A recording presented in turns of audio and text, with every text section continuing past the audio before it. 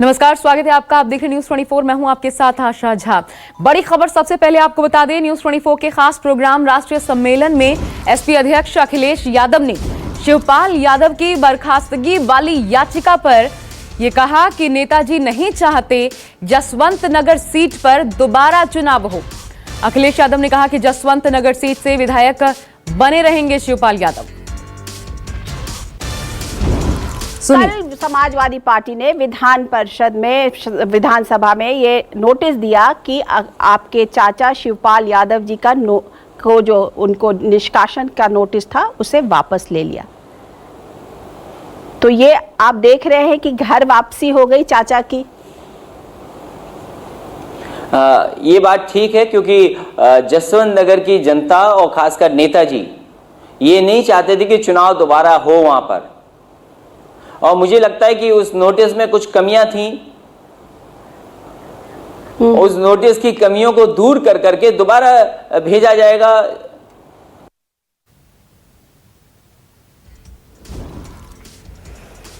आपने सुना, अखिलेश यादव को कह रहे हैं कि नोटिस में कुछ कमियां थीं, और बड़ी बात जो उन्होंने कही है कि दोबारा भेजा जाएगा। ये बहुत बड़ी बात अखिलेश यादव कह रहे हैं। कल दरअसल एसपी ने बर्खास्तगी वाली जो याचिका थी वो वापस ले ली थी, अब कह रहे हैं कि दोबारा भेजा जाएगा। ऐसे में जाहिर तौर पर एक बार फिर खलबली मचनी तय है कि आखिर समाजवादी पार्टी का इस पर स्टैंड क्या है, क्योंकि कल ही जो अर्जी थी वो अर्जी सदस्यता के खिलाफ वो वापस ले ली गई। उन्होंने ये भी कहा कि जसवंत नगर की जनता नहीं चाहती दोबारा चुनाव हो, नेताजी नहीं चाहते कि दोबारा चुनाव हो। कल समाजवादी पार्टी ने बर्खास्तगी वाली जो ये याचिका थी वो वापस ले ली, और इसी पर अखिलेश यादव ये बड़ी बात कह रहे थे न्यूज 24 के खास कार्यक्रम में, कॉन्क्लेव में, editor in chief Anuradha Prasad के साथ बातचीत में। मेरे साथ अशोक तिवारी जुड़े हुए हैं। अशोक, अभी भी समाजवादी पार्टी के भीतर कोई असमंजस है क्या? इस पर टेक क्या है, करना क्या है पार्टी को शिवपाल यादव को लेकर? देखिए, दरअसल अभी थोड़ी देर पहले हमारी editor in chief Anuradha Prasad ji के साथ हमारे राष्ट्रीय कार्यक्रम में अखिलेश यादव ने जो बातचीत की है उससे स्पष्ट दो संकेत निकलते हैं। पहली बात तो ये निकलती है कि समाजवादी पार्टी की तरफ से उनकी सदस्यता रद्द कराने को लेकर जो याचिका दायर की गई थी उसको पार्टी की तरफ से फिलहाल वापस लिया गया है, यानी कि शिवपाल यादव जसवंत नगर विधानसभा सीट से विधायक बने रहेंगे।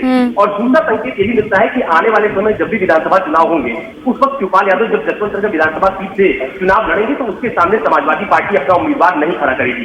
यानी ये बात तय हो गई है कि समाजवादी पार्टी उनके एडजस्टमेंट के मूव में है, लेकिन ये बात इसको इस तरह से बिल्कुल नहीं लिया जाना चाहिए कि समाजवादी पार्टी में शिवपाल यादव शामिल होने जा रहे हैं या उनकी पार्टी का विलय होने जा रहा है।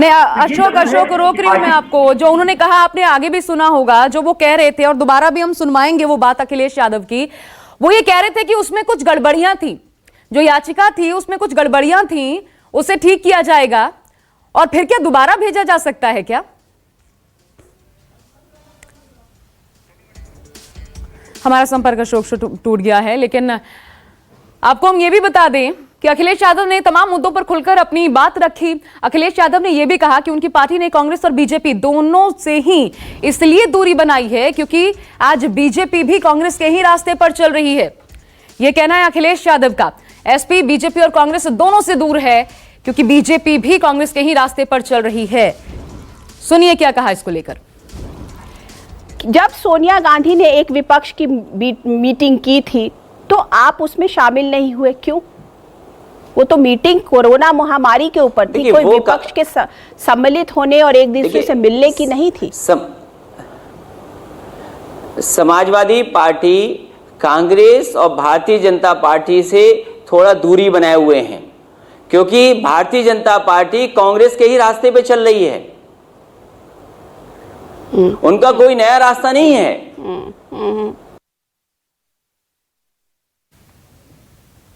मेरे साथ अशोक तिवारी जुड़ गए हैं। अशोक, मैं उसी खबर पर बात करना चाहूंगी आपसे कि जो अखिलेश यादव कह रहे थे कि कुछ गड़बड़ियां हैं, उसी गड़बड़ी को पहले ठीक किया जाएगा और उसके बाद ये बताइए क्या ये याचिका दोबारा भेजी जा सकती है? फुल प्रूफ मतलब क्या है? एसपी का टेक क्या है इस पर? देखिए, अभी थोड़ी देर पहले जब अखिलेश यादव ने हमारे राष्ट्रीय कार्यक्रम में हमारी एडिटर इन चीफ से बातचीत की है, तो उसमें यह स्पष्ट संकेत दे दिया है कि फिलहाल समाजवादी पार्टी दोबारा याचिका शिवपाल यादव के विरुद्ध विधानसभा अध्यक्ष को भेजने नहीं जा रही है। हालांकि जो तर्क दिया गया है उसमें स्पष्ट ये कहा गया है कि पहले जो याचिका भेजी गई थी उसमें कुछ त्रुटियां थी, लिहाजा उसको वापस लेना है, उसको ठीक करने के लिए याचिका वापस मांगी गई है। और आपको याद भी होगा कि जब पहली बार समाजवादी पार्टी की तरफ से शिवपाल यादव की याचिका के खिलाफ याचिका विधानसभा में डाली गई थी और यह कहा गया था कि उनकी विधायकी रद्द की जाए दल बदल कानून के तहत, उसके बाद से यह माना जा रहा था। लेकिन आज एक बहुत बड़ा संकेत अखिलेश यादव ने हमारे कार्यक्रम में दिया है कि फिलहाल शिवपाल यादव अब जसवंत नगर विधानसभा सीट से विधायक बने रहेंगे, यानी समाजवादी पार्टी उनके खिलाफ अब कोई याचिका नहीं दायर करेगी, ये स्पष्ट संकेत दिए हैं। और दूसरे स्पष्ट संकेत यह भी है कि जसवंत नगर विधानसभा सीट से शिवपाल यादव जब अगली बार विधानसभा का चुनाव लड़ेंगे तो समाजवादी पार्टी उनके खिलाफ उम्मीदवार खड़ा नहीं करेगी। ये उनकी बातचीत के बड़े मायने निकाले जा रहे हैं। लेकिन इसका मतलब यह बिल्कुल नहीं निकाला जाना चाहिए कि शिवपाल यादव समाजवादी पार्टी में शामिल होने जा रहे हैं या उनकी पार्टी का समाजवादी पार्टी में विलय होने जा रहा है। चलिए, तो घर वापसी नहीं होने जा रही, ये तय है। शुक्रिया अशोक, इस पर बहुत अच्छे से आपने प्रकाश डाला। फिलहाल शुक्रिया आपका हमारे साथ जुड़ने के लिए। एक और बड़ी खबर लॉकडाउन को लेकर आपको बता दें, लॉकडाउन आगे बढ़ाने को लेकर प्रधानमंत्री मोदी और अमित शाह की बैठक 2 घंटे से ज्यादा समय से जारी है। कल अमित शाह ने सभी मुख्यमंत्रियों से बातचीत की थी, उनसे उनके सुझाव मांगे थे। माना जा रहा है कि लॉकडाउन पर आज शाम तक कोई ऐलान भी हो सकता है, क्योंकि 2 घंटे से ज्यादा का वक्त बीत चुका है। दोनों नेताओं के बीच यह अहम बैठक जारी है। कल का मकसद भी यही था, जब मुख्यमंत्रियों से अमित शाह ने बातचीत की थी, कि वो क्या चाहते हैं अपने अपने राज्यों के लिए। पहले मुख्यमंत्रियों से पूछा जाए और उसके बाद क्या जानकारियां सामने आई हैं, वो सारे इनपुट्स प्रधानमंत्री तक पहुंचा करके आगे का खाका तैयार करने की, क्योंकि विपक्ष भी इस बात पर जोर दे रहा है कि आप बताइए 31 के बाद करने क्या वाले हैं। मेरे साथ अमित कुमार जुड़ गए हैं, मेरे सहयोगी। अमित, क्या ये समझें कि आज ही इस पर कोई ऐलान संभव है?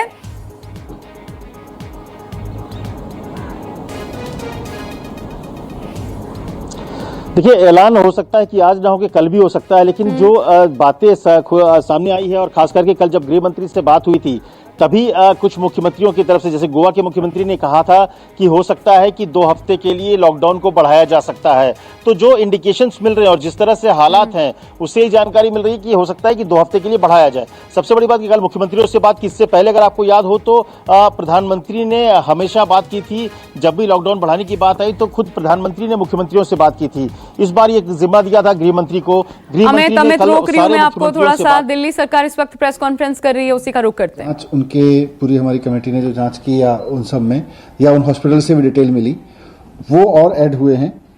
तो ऐसे आप देखेंगे तो दिल्ली में होने वाली डेथ का जो टोटल है उसमें आज 82 डेथ एक्स्ट्रा दिखाई देंगी।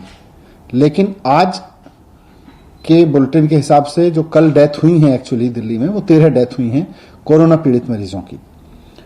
बाकी जो 69 डेथ हैं वो पिछले 34 दिन में अलग अलग समय पे जहां हॉस्पिटल्स में डेथ हुई वहां की सूचना हमने सब इकट्ठी कराई, तब वहां से मिली हैं। इसमें से 52 मामले तो सफदरजंग हॉस्पिटल के थे, बाकी कुछ अन्य अस्पतालों के भी थे 69 में से, जो पिछले 34 दिन के अंदर वहां पे डेथ हुई, लेकिन वो किसी कारण तक हम तक नहीं पहुंच पाई या उनकी आधी अधूरी जानकारी पहुंची, रिपोर्टिंग लेट की गई। तो लेट रिपोर्टिंग की वजह से वो कल की डेथ में रिफ्लेक्ट हो सकती हैं, लेकिन कल की एक्चुअल जो डेथ है वो 13 है। वैसे टोटल डेथ में आप देखेंगे तो 82 की बढ़ोतरी हुई है पूरे दिल्ली के केसेस में। इस सब के बाद ये भी जानना जरूरी है कि दिल्ली में जो कोरोना के पेशेंट्स हैं, मैंने कहा घबराने की बात नहीं है, वो इसलिए क्योंकि पेशेंट्स बढ़ रहे हैं, पूरे देश में बढ़ रहे हैं, पूरी दुनिया में भी बढ़े हैं। लेकिन दिल्ली में अच्छी चीज यह है कि पेशेंट्स ठीक भी हो रहे हैं। ठीक होने का रेट करीब करीब 50% है, 50% के करीब ठीक भी होते जा रहे हैं। और जो लोग पेशेंट बने हैं, जो लोग कोरोना से ग्रसित हुए हैं, उसमें भी देश में भी ये देखने को मिल रहा है, दुनिया भर में भी देखने को मिला है, और दिल्ली भी इसका उदाहरण बनती जा रही है कि 80 से 90% लोग होम क्वारंटाइन में रह के ठीक हो जा रहे हैं, रिकवर कर जा रहे हैं, हॉस्पिटल आने की जरूरत नहीं है। बहुत सारे लोग अगर कोरोना टेस्ट में पॉजिटिव पाए जाते हैं तो उनकी फैमिली में, उनके आस पड़ोस में पैनिक हो जाता है कि अब तो इनको हॉस्पिटल जाना पड़ेगा, हॉस्पिटल में भर्ती करा देना चाहिए। बिल्कुल पैनिक में ना आए। अगर कोई छोटा मोटा खांसी बुखार भी है या बिल्कुल कोई सिम्टम नहीं है, आपको हॉस्पिटल आने की कतई जरूरत नहीं है। डॉक्टर्स की भी ये एडवाइस है, भारत सरकार की गाइडलाइंस भी यही है, आपको बिल्कुल हॉस्पिटल आने की जरूरत नहीं है। आप एकदम अपने घर में एक कमरे, अगर कमरा अलग से है तो कमरा कर लीजिए, उस कमरे में रह लीजिए आइसोलेशन में। कमरा नहीं भी है तो अलग एक एक्सक्लूसिव कमरा नहीं भी अरेंज हो पा रहा है तो एक्सक्लूसिव बेड पे अपने रहिए।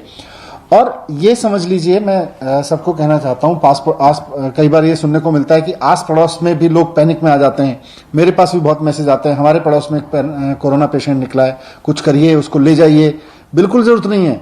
वो कोई छुआछूत का ऐसा रोग नहीं है कि आपके आसपास में कोरोना हो गया और बस उड़ के आपके पास आ जाएगा, बिल्कुल नहीं आने वाला है। इवन आपके घर में भी अगर किसी को कोरोना है, कई लोग मुझे कहते हैं जी हम हमारे छूने से हो जाएगा। छूने से कोरोना नहीं होता है। कोरोना किसी तरह के इनटेक से होता है, वो भी तब जबकि आप उस कोरोनाग्रस्त व्यक्ति के किसी तरह से उसके ड्रॉपलेट्स हैं उनको थूक के ड्रॉपलेट्स को टच करें और उसको मुंह से या आंख से या नाक से किसी तरह से उसको इनटेक में ले, तब कोरोना होता है। ऐसा नहीं होता कि कोरोना वाले को छू दिया आपने तो आपको कोरोना हो गया, या कोरोना के ग्रस्त व्यक्ति का आपने कोई बर्तन उठा के इधर से उधर रख दिया, उसने चाय पी थी और आपने इधर से उधर रख दिया, कोरोना हो जाएगा। ऐसा बिल्कुल नहीं। जब तक अगर आप हाथ धो लेंगे तो बिल्कुल कोरोना आपके पास नहीं आएगा। तो इसीलिए मैंने कहा कि कोरोना के केस बढ़ रहे हैं, लेकिन घबराने की जरूरत नहीं है। कई बार पैनिक कॉल्स आती हैं बहुत ज्यादा कि साहब कोरोना हो गया है, अब हॉस्पिटल भिजवाइए। बिल्कुल आपको जरूरत नहीं है, आप घर में रह के भी ठीक हो सकते हैं। 80 से 90% लोग घर में बैठ के, घर में रह के आइसोलेशन में ठीक हो रहे हैं। दूसरा, सरकार की भी तैयारी है, उस पर अभी सत्येंद्र जी आपके पास बात रखेंगे कि किस तरह से सरकार की तैयारी है। लेकिन मूल बात यही है कि कोरोना के मामले ठीक हो रहे हैं। अच्छी बात यह है, भारत में और दिल्ली में विशेषकर आधे से ज्यादा लोग जितने कोरोना से ग्रसित हुए ठीक हो चुके हैं, और होम आइसोलेशन में रह के एक बहुत बड़ी संख्या में लोग ठीक हो रहे हैं। दिल्ली सरकार ने विशेष व्यवस्था की है कि अगर आप कोरोना ग्रसित हुए हैं, टेस्ट में पॉजिटिव आए हैं और आपका रिकॉर्ड अगर हमारे पास में है, तो फिर सरकार की ओर से आपको काउंसलिंग की जाती है, सरकार की ओर से आपके परिवार को काउंसलिंग की जाती है। तो वो इन्हीं बारे में है कि आपको घबराने की जरूरत नहीं है। बाकी और क्या डेटा है उस पर सत्येंद्र रखेंगे और कैसे सरकार की तैयारी है। सबसे पहले तो मैं आपको बता दूं कि दिल्ली में अब तक कुल 17,386 पॉजिटिव केसेस हैं, जिसमें से जो कल 24 घंटे में आए हैं 1106 केसेस नए ऐड हुए हैं। रिकवर्ड जो लोग हैं दिल्ली में 7,846 लोग इस बीमारी से ठीक बिल्कुल हो चुके हैं, जिसमें 351 लोग कल ठीक हुए हैं। और जैसा कि अभी बताया मनीष जी ने कि टोटल डेथ दिल्ली में अभी तक 398 हो चुकी हैं। इसमें 13 डेथ 27 तारीख की हैं और बाकी जो डेथ हैं उससे पहले की हैं।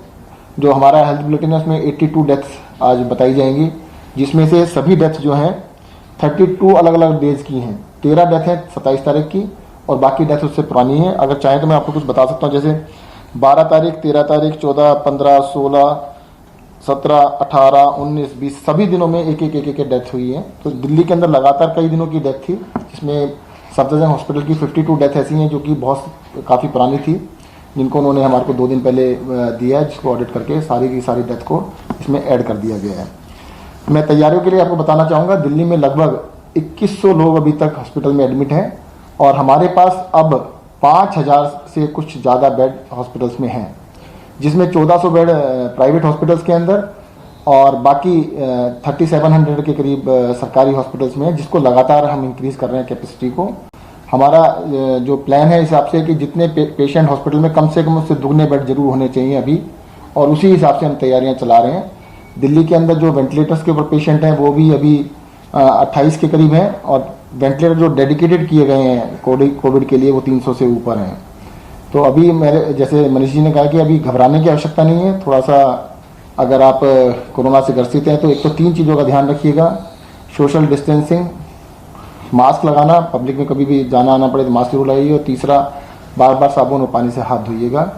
आप अगर इन्फेक्टेड हो गए हैं तो घर में अलग कमरे में आराम से रह सकते हैं और लगभग इसको 2 हफ्ते लगते हैं ठीक होने के अंदर, और ज़्यादातर लोग बिना किसी मेडिकल इंटरवेंशन के भी ठीक हो रहे हैं।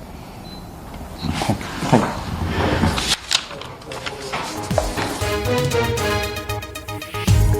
बड़ी खबर आपको बता दें जो दिल्ली से सामने आई है। आपने सुना दिल्ली के उप मुख्यमंत्री मनीष सिसोदिया और खुद स्वास्थ्य मंत्री सत्येंद्र जैन मीडिया के सामने आकर उन्होंने बहुत महत्वपूर्ण जानकारियां दी। सबसे महत्वपूर्ण देखिए जो पॉजिटिव खबर है 80 से 90% लोग घर में रहकर ठीक हो जा रहे हैं।